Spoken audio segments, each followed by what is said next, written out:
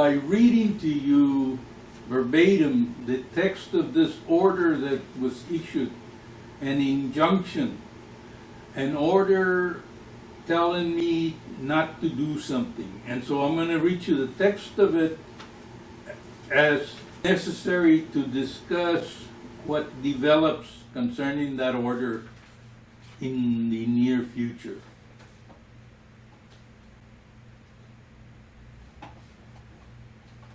Further, it is ordered that Defendant's Counsel Rodolfo Munoz is enjoined from using this cause as a platform to assert claims that Texas is a usurper and illegitimate and/or illegal entity.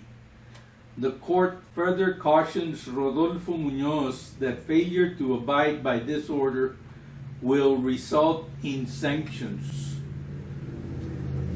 I've mentioned previously that that order was issued March 24, 2017 in the District Court of Bexar County. I am using this language in the order of the District Court to open this month's program because it raises the same issue that I have always addressed on this program. Why?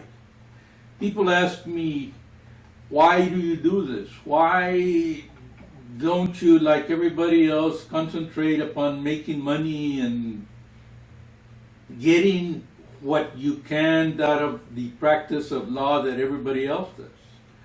I mean, obviously, to the extent that I'm in front of a court at all, I am licensed, I am practicing. I'm a licensed to practice law attorney here before the courts of Texas. However, the reason that I continue to do everything I can to have this program come on this program and tell you, try to articulate and make those presentations that I do, is because this country, the state of Texas in particular, claims to be under the rule of law. That is, all the government claims an adherence to the rule of law. Since I have started this program, I have questioned this. I have not found any reason to change that. That is, I still not only question it, I dispute it. And I dispute it because a fundamental tenet under the rule of law is that only the people can form a government. If it is a government of laws, if it is a government under the rule of law, such as your politicians say it is, then it's got to be a government that was made by those people, by the people that are being governed. Well, we all know there should never any longer be any further question but that there was a people here at the time that the Europeans arrived. When the Europeans arrived, the Indians, the Autochthonous people, as I call them, I refer them as the Autochthonous people because that simply means the people originally from here, the people that sprouted forth here, the people that were here when the Europeans made contact. And at that point, as we already know, the people from here had been here for centuries. So that, where are those people? What happened to those people? All these issues as to not only their identity, but what happened to them has been something that I've been dealing with all my life. And so the answer to the question as to why I do this has at least two components. And one of them is that technical official issue as to the rule of law. But the other one is the one that deals more with who I am personally, what kind of a person I am. What am I, a human being? Am I a human being? Is a question because it has been a question for the Europeans. That is, you have to understand something, that in order for the Europeans to have come as late as 500 years ago and commenced to push the Indian out of the way, move them out of the way, exterminate them from certain locations, and supplant them. For them to do all that means that they have to have some explanation for what happened. Well, the explanation that the system keeps giving us is that the rule of law was established.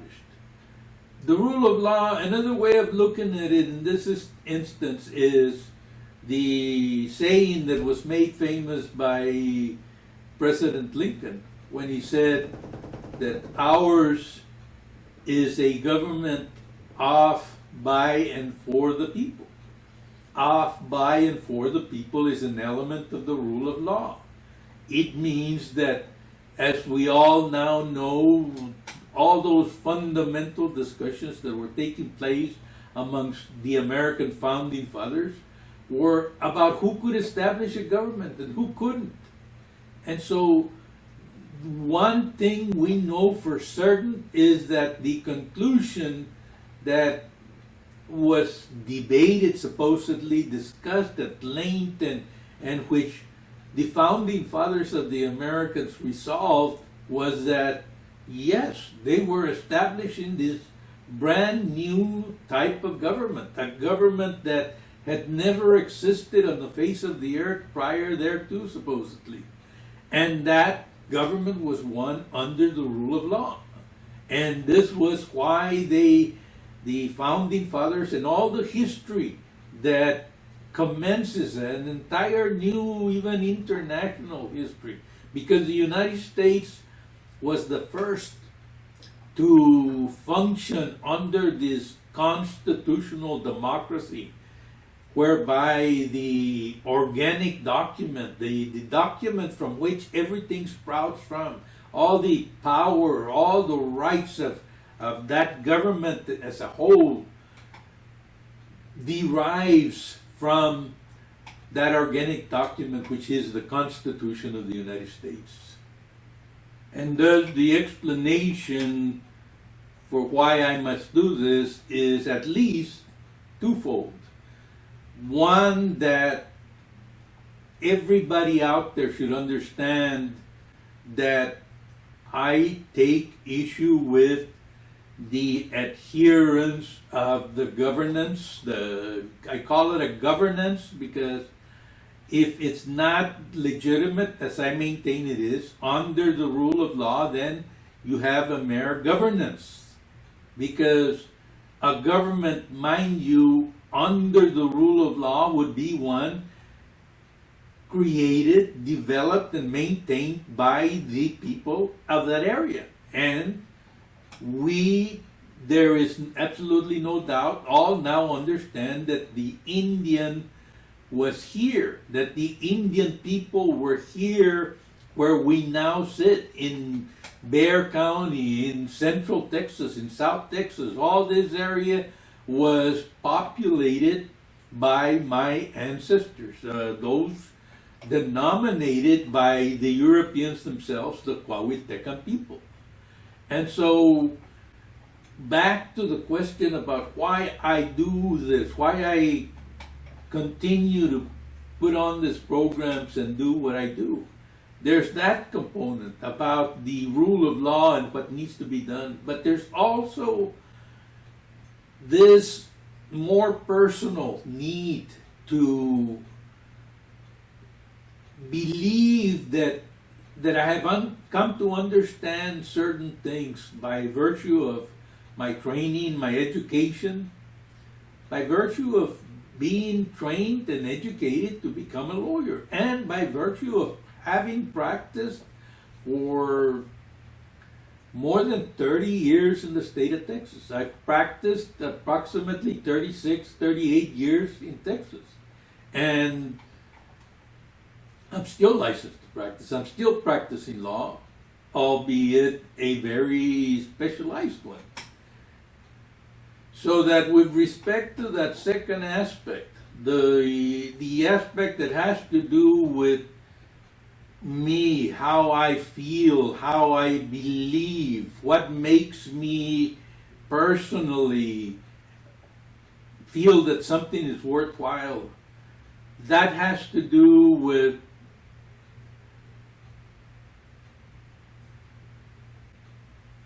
more than anything else, my family. Because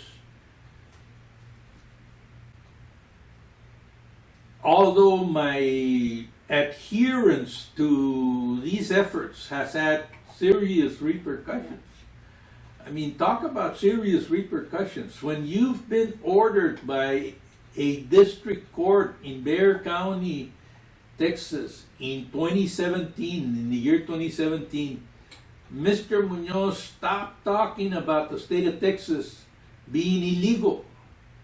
And I yet find myself here in front of you openly in this televised format, this televised program, telling you the state of Texas is illegal.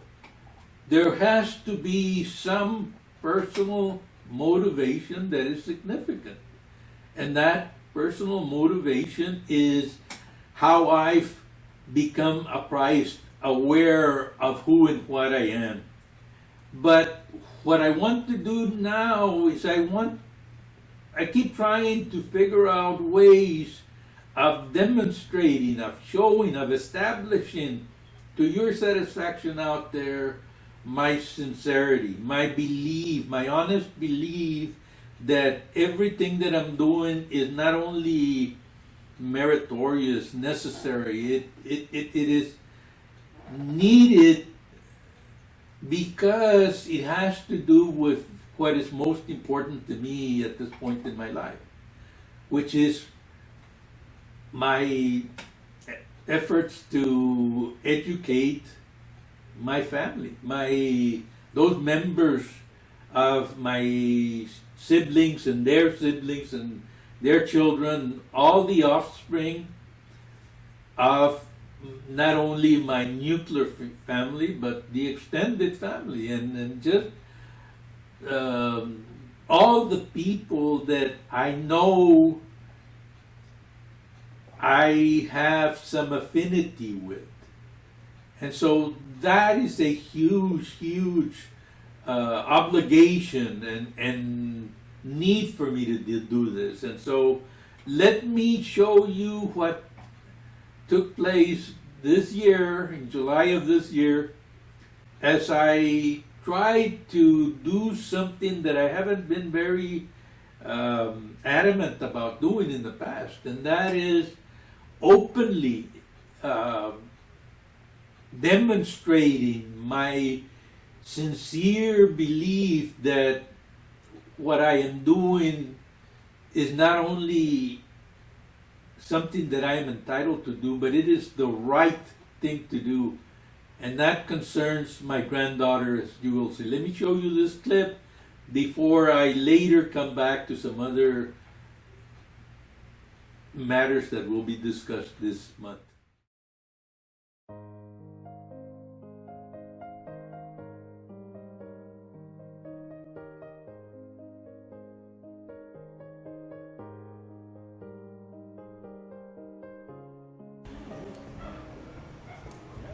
It is Saturday,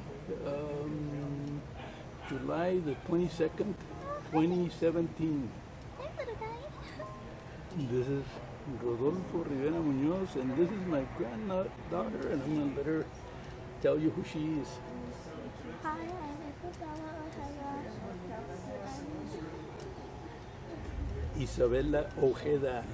Isabella Munoz Ojeda. She's my granddaughter. And what I want to do is I want to explain some of the things that we're doing here. This is the first time that you come to a meeting like this, right? And I haven't told you too much about it, but and I'm sorry that I'm all sweaty. I just do a little work and I start getting sweaty. But what we're going to do here is something that our ancestors have been doing for centuries, like hundreds and hundreds and hundreds of years, okay? And the people that you see here, they're people from other parts of the country, like the people that are going to be running the country, the roadmen, and they'll introduce them to you. You'll see how everything works. But some of those people are like from Arizona and New Mexico area, from what is called the Dene Reservation.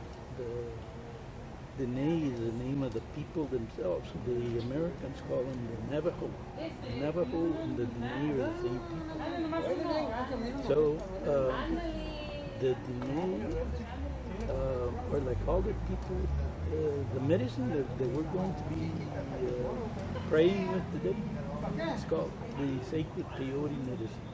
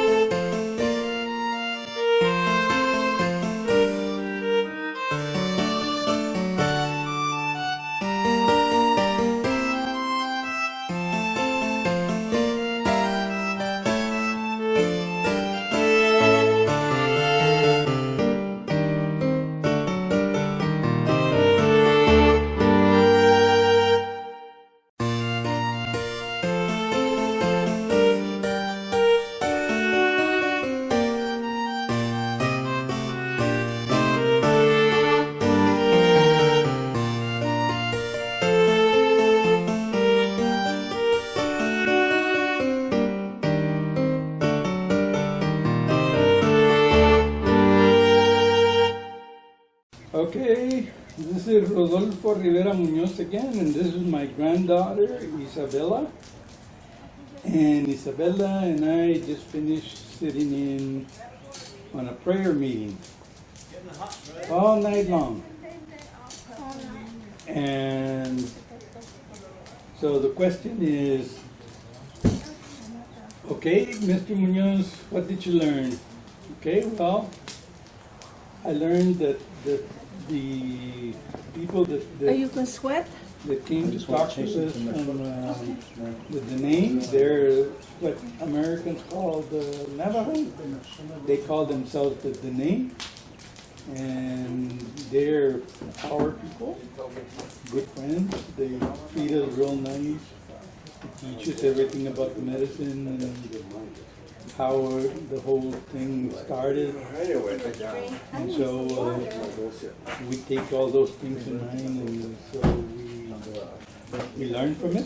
And so, young lady, do you have anything to say? Did you learn anything? Yes. What? Medicine does not taste good. Well, that's for sure. It's difficult to eat, right? Okay. So, Purification bunch was like did they sing some beautiful songs? I don't understand them, but they just sound beautiful. They keep talking about Yanawana. You know what yesterday Yanawana I is?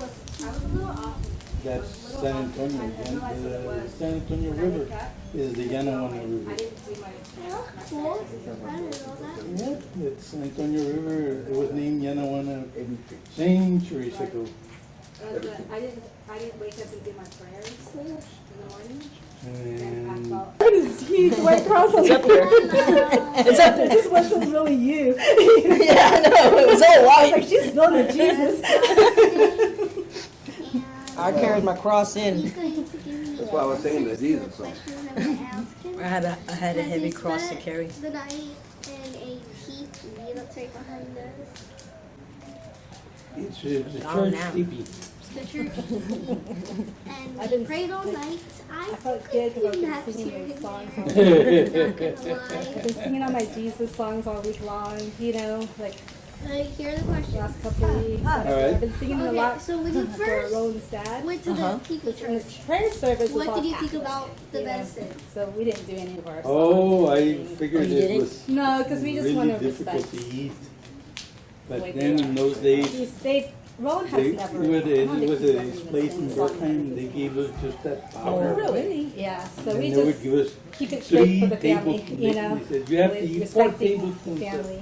So powder. we didn't sing our songs. But I didn't. It's hard to take it. So my uncle was like, "You should come and sing a But- song for, But sing a then song once for you eat him." it, then it's You know, really but good. you wanted to sing, but you didn't sing at the funeral. Okay. Sing it in there. Second question. So I The got to second sing the question we Jesus have song. today There. is But I was saying what I did you haven't think sung about that your song. first Like, oh teepee Lord, my church that you Savior went to? Jesus. you are Okay, the Son of well, God. it was nice because You know that one. was Yes. I'd never But been I in remember there because it before, made but it reminded me too because Lily. I think and because Essie, I remember she sang it I knew the in a spirit meeting. and something At called grandma's. DNA memory. It was like You know what that I is? think it was like the last Like, meeting that I sat. We in. all have DNA and, I think the one that it was like. and you some feel of us responsible. believe that in the I'm sorry. DNA you also have Would you- memory. That's like some things that happened to me, you might know, even though No, you they don't this time. even though you don't You know, she do went, the she same went back things, in there. you know because you have the I didn't know same that. DNA That's that I better, do. that's more than enough. So, Back in there. so I had never been in a TP meeting before, A lot of it. but as soon as I got in there, I knew that I've been there before. Not in my life, but in other lives. Oh no, you don't. So that's the DNA memory. My ancestors have been in there before. So, because they had been in there before, and I didn't know. I knew about it. And so I went in and felt a lot better. Except this morning I got a little So, when you went in Johnny. there, what did you think? What kind of people, personalities were there? Personalities like this guy right here, you know, he's got a huge personality for it. It was cute. Okay. And finally, but not least, what did you think about the whole staying overnight when it was your first time? Yes, you don't scare me no more. Well, You don't scare me no at more. first I thought it was so long because, you know, I wasn't used to it. But then you get used to it. So you eat medicine, you get in the mood, you're doing everything so that, you know, it works together. Everything works together. We're gonna talk. What you're learning about, what you're recording or whatever you're Well, doing, you put it all together say- so that, you know, people are gonna see that He just passed it. 20, 30 years from now, you're gonna be on there. You'll be what? You're My 10 grandma years old said, I now. said, "Doug, So 30 40 years, years. you'll be 40 years old. I get to be so old. And your abuelo, well, he might not be around, but if he's not around, you'll see the video, right? Open the told you. And you'll tell your children, look, this is my abuelo. I sat in a meeting with him, and he was cool, People, wise women. right? Yeah. All right. So then we're done. So we can put the video. That's a wrap. That's a wrap.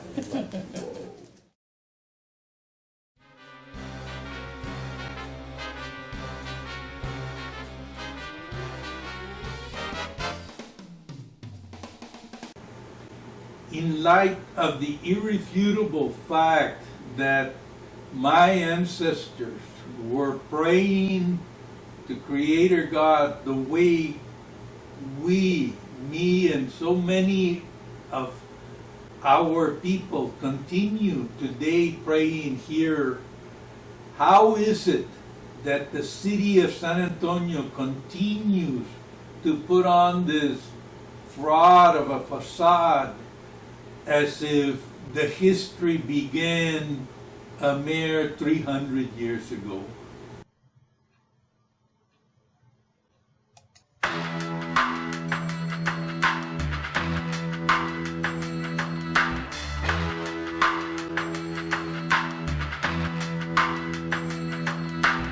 It has taken 300 fascinating years to create San Antonio. I must immediately take issue with this assertion because it is nothing more than a blatant continuation of the invader Americans' ongoing, continuing effort to conquer. While other cities grow more alike, we remain unique. Because we're a vibrant mixture of many cultures, collaborating comes naturally to us, as does coming together and celebrating. This time, we're coming together to celebrate our 300 years of life.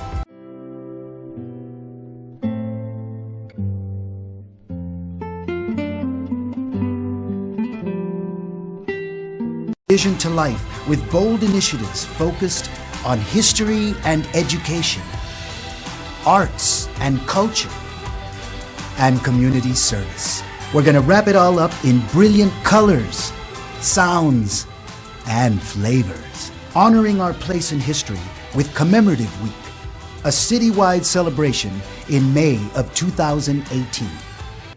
300 years take us back only to the May 1, 1718 establishment of the mission San Antonio de Valero, also known as the Alamo. Not only does this discard the history of the local Indians, now at least given some brief mention, it completely ignores the Indian populations throughout the area now included within the asserted boundaries of the state of Texas. It completely ignores the Indian populations. So why is the city of San Antonio doing this? It is doing it because it is part of a scheme, the ongoing historical scheme that had been taking place since the Europeans arrived. And it is that scheme meant to usurp everything from the Autochthonous people. The Autochthonous people, as you know, are the people from here, from this hemisphere.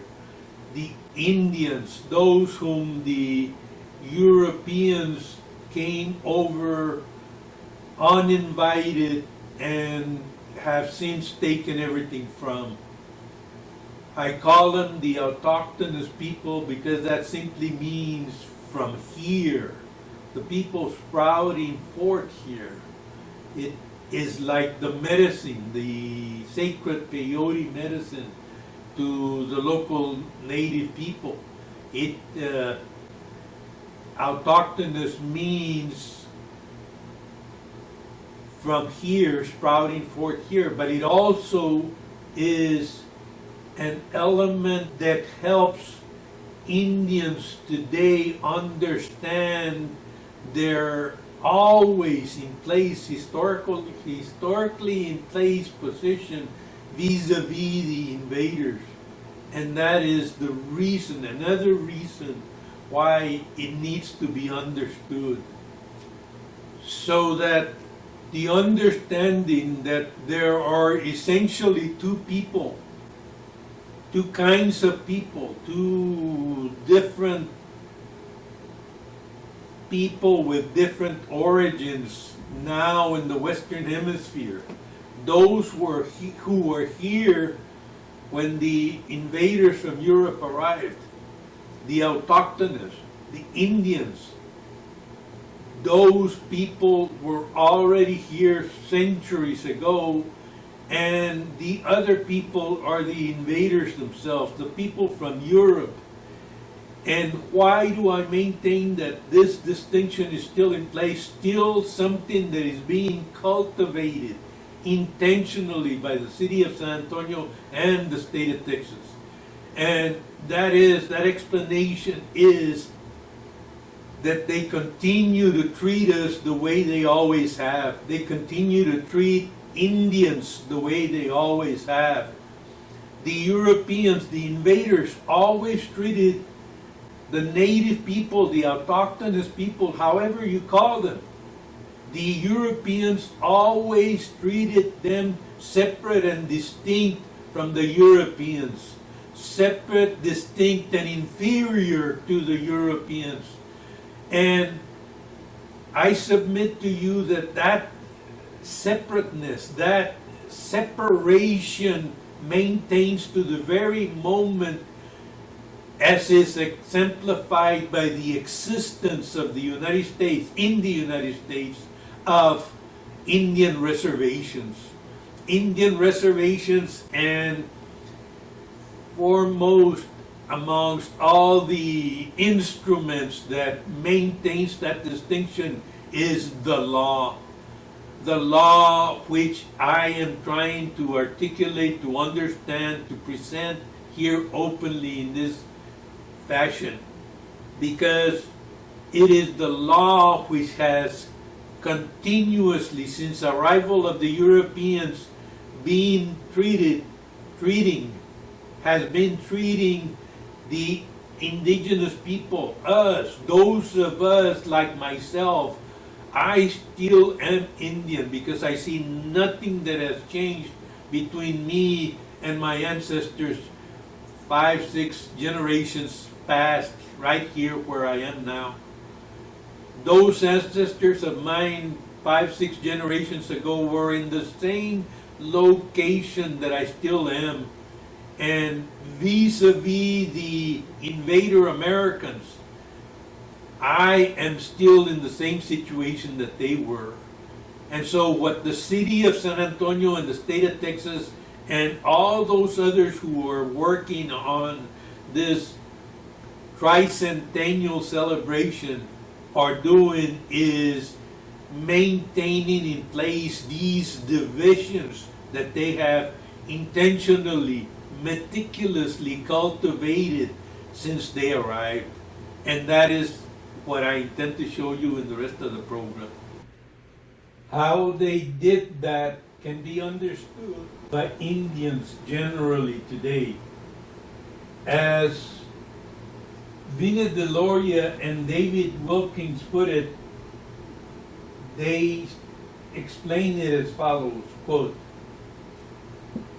"Discovery of the New World shook the foundation of Old World jurisprudence and initiated a movement to establish a body of international law.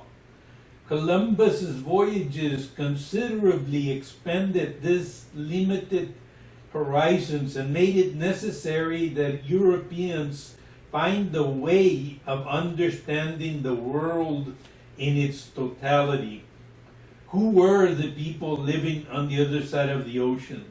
And what relationship did they have with Europeans who at the time of discovery shared, if nothing else, a universal belief in the Christian interpretation of the world and of human history? The Catholic Church was quick to respond to this intellectual dilemma. In the spring of 1493, the Pope issued the famous bull Inter Cetera, in which the Church granted to the kings of Castile and Leon all the lands and countries the Spanish had discovered or might discover in the future. The lands, of course, were not the Pope's grant, but in the European mind of the time, the Holy Father was understood as Christ's vicar on earth, and hence, if any authority existed to bolster European political claims against the peoples of the New World, it would have to be found in a religious context. The Church's purpose for granting an undetermined portion of the earth to a minor European country was to ensure that the gospel be preached to all nations.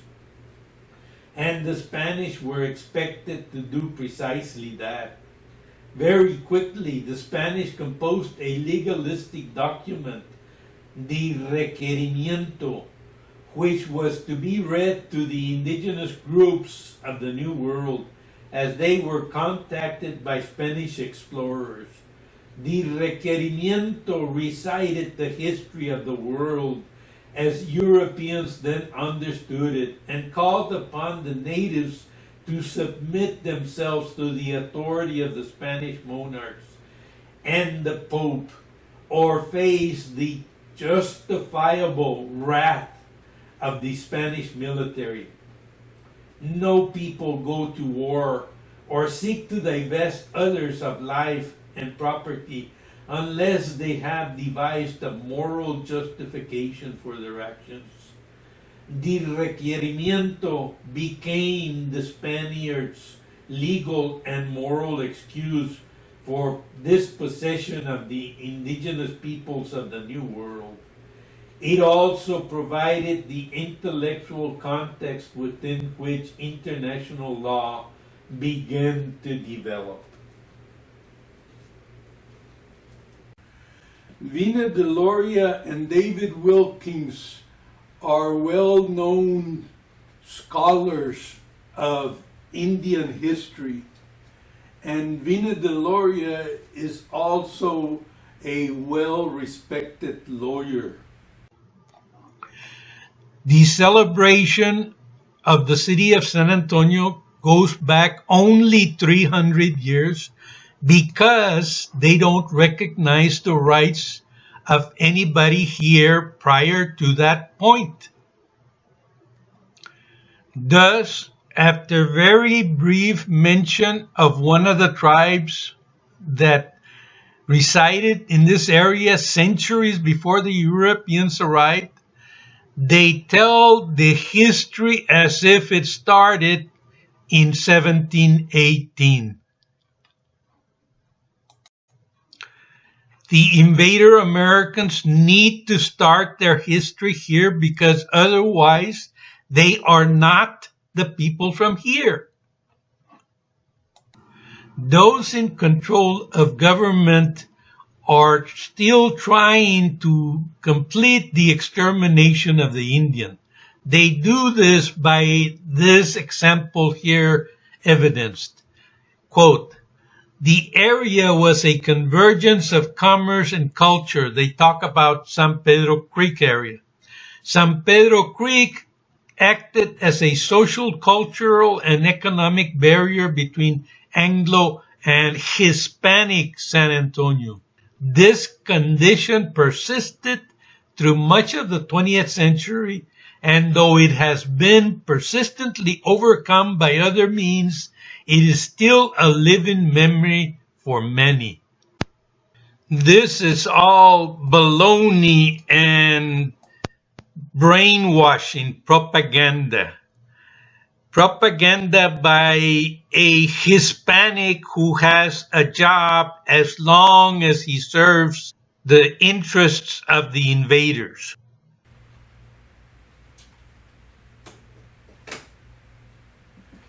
I am going to use this in order to schematically develop the history. And I'm going to do it in order to facilitate my comprehension and how I can best convey that, the whole thing from my personal perspective. The only way someone who really knows at least some history can be brainwashed is by disregarding the true facts. So that what I am depicting is the continental United States starting in 1775, the year before the Americans proclaimed their independence, and at the point where they supposedly came into being. At the point where they supposedly became the people for the first time of any place, but supposedly the people of these 13 colonies, this area of the world here. Mind you, it is important to understand that at that point, that is where they are. They are not over here in Texas. My people have been here in Texas already for centuries. These people are still over here, and they are saying that they deserve and are entitled to govern themselves here under the idea that human beings have human rights, such as the right to self-determination, etc. And they're exercising those rights because they are the people from there at that point, they say. There is no way that they can say that they are the people from over here at this point. But nevertheless, this is the situation in 1775. So this is now post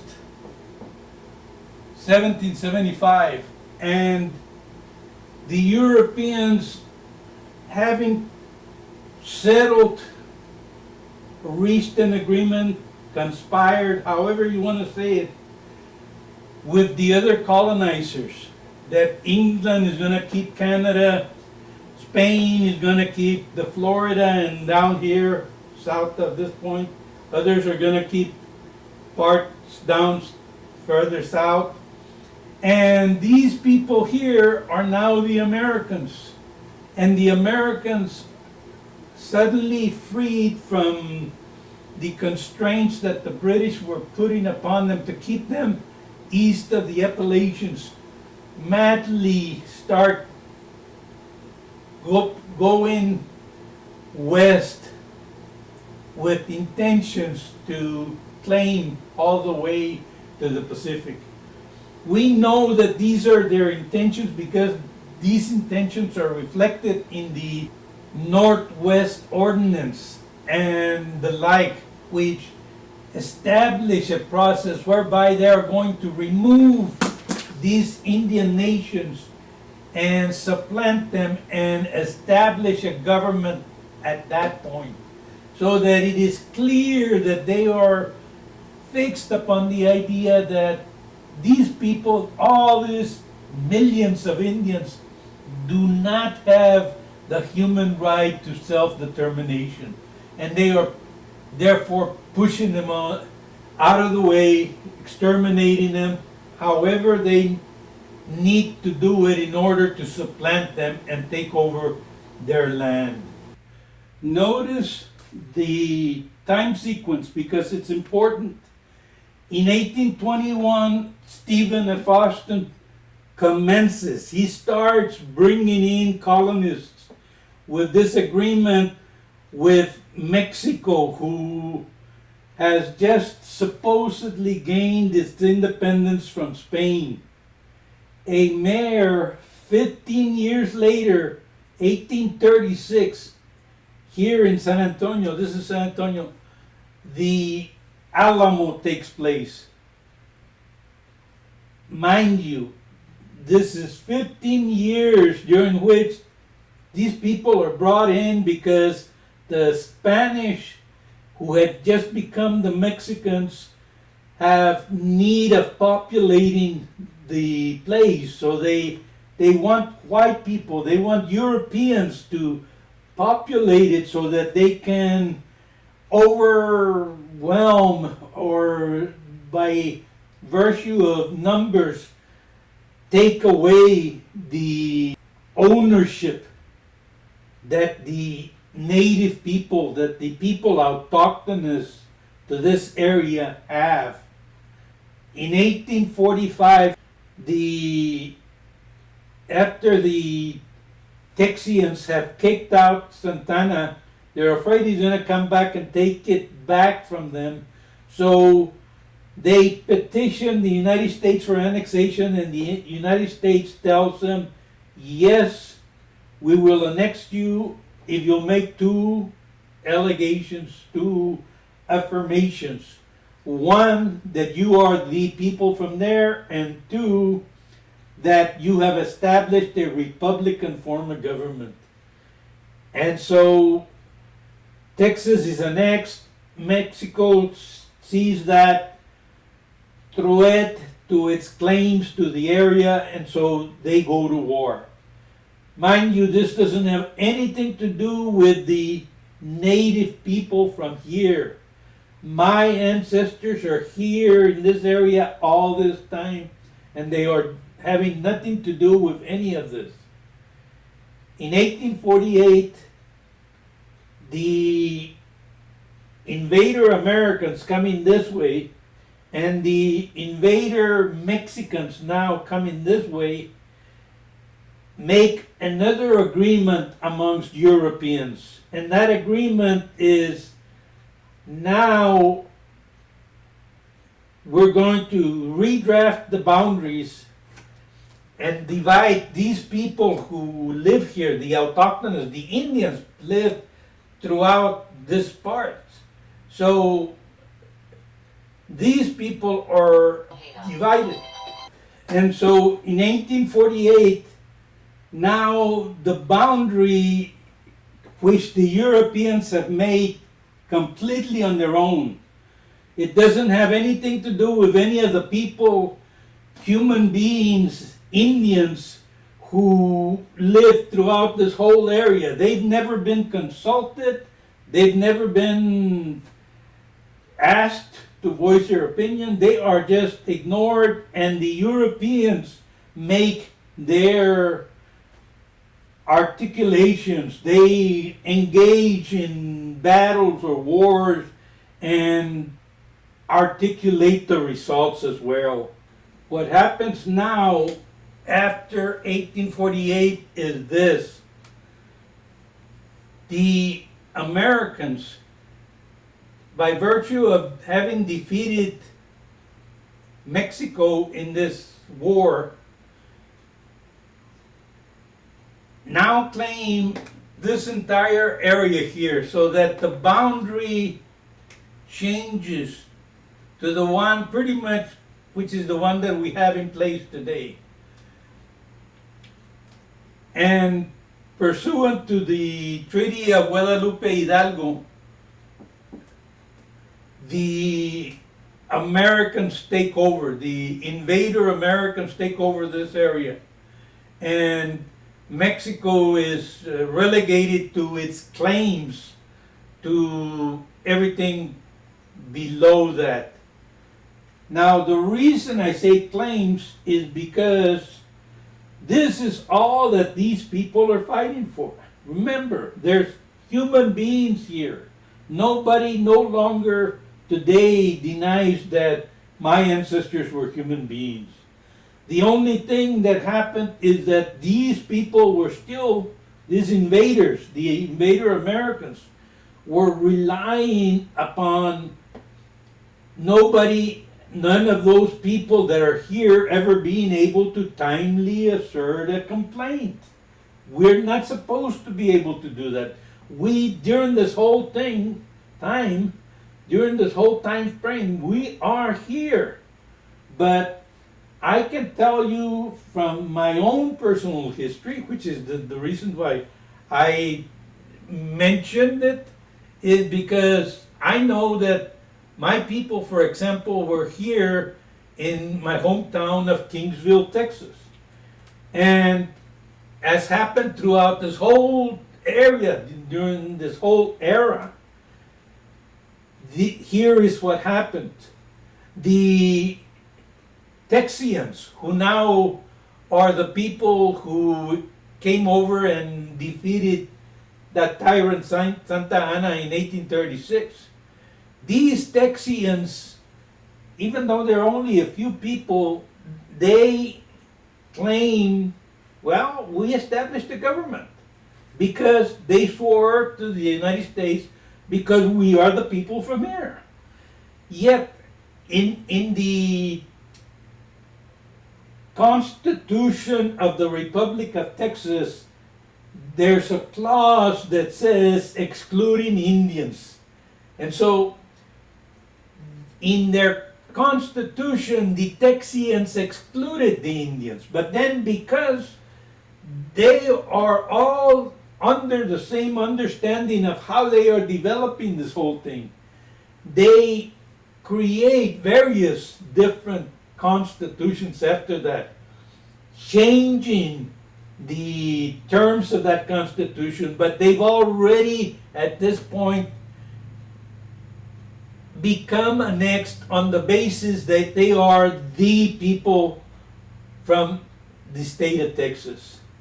Now, I need to talk about the differences between what Vina Deloria and all the other American scholars confuse, because there are critical changes that are taking place as the United States develops its claims to all this land. And so, as we all now know, this is later called the Indian Territory. And the United States and Mexico conspire or agree to make this different states. And that is what they do ultimately. But the state of Texas still is becoming, it's its own republic for 10 years. And so while it is its own republic, it is negotiating with the invader Americans. They are invaders themselves, but they are negotiating with the invader Americans who have helped them defeat the invader Mexicans who came the other way from the south. And so all these invaders are ignoring the people from here, falsely portraying themselves to be the people from here, even though this sovereignty, this governance that they have over here is never explained as to how they pulled it all the way to the Pacific. I am explaining that to you for the first time, because what happened is that some of those people pushed out of Georgia and Tennessee, they were pushed out of here, were the Cherokee. The Cherokee Nation is, we know about the Trail of Tears and various other horrible mechanisms whereby the United States clearly focused upon genocide or exterminating the presence of the Cherokee here. And so the Cherokee, some of them, about 5,000 of them are recorded to have come into Texas because they had some affinity, some relationship with Sam Houston, the first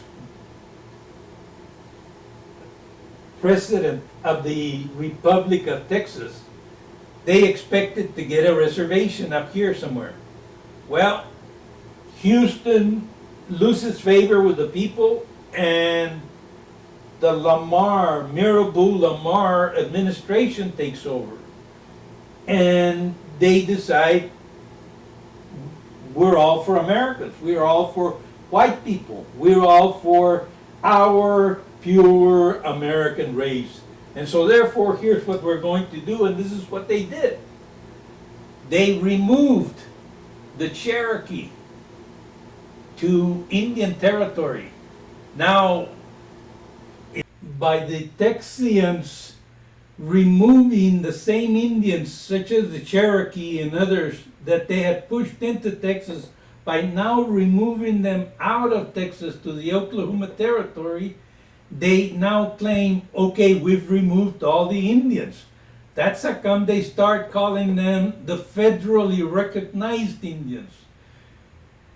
Now, by arguing that pursuant to the terms of the Treaty of Guadalupe Hidalgo, all the Indians that were here upon termination of that war, by the same terms, they were obligated to go back to Mexico or else become American citizens. And so therefore their position is now there are no longer any Indians in Texas.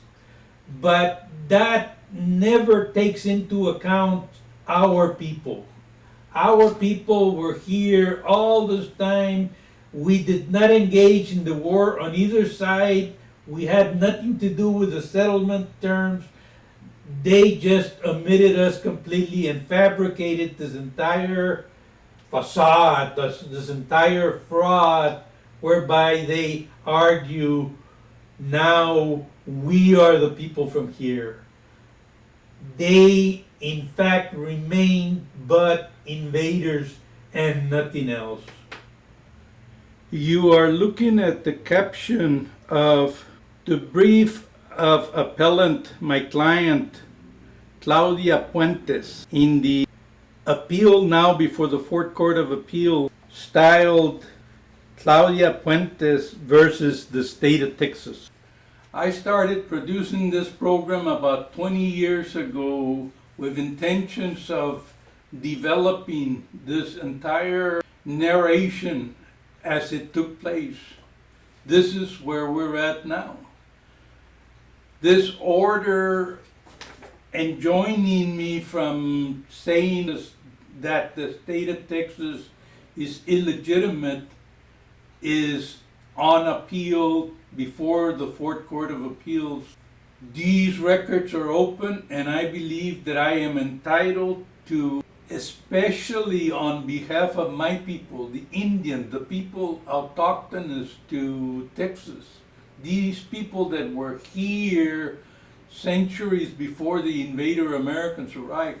I am entitled to do what I can to get this word out to them. And so that is what is taking place here and now. If the invader Americans take further action to stop me from developing these articulations of the legal historical development further, I want everybody else to know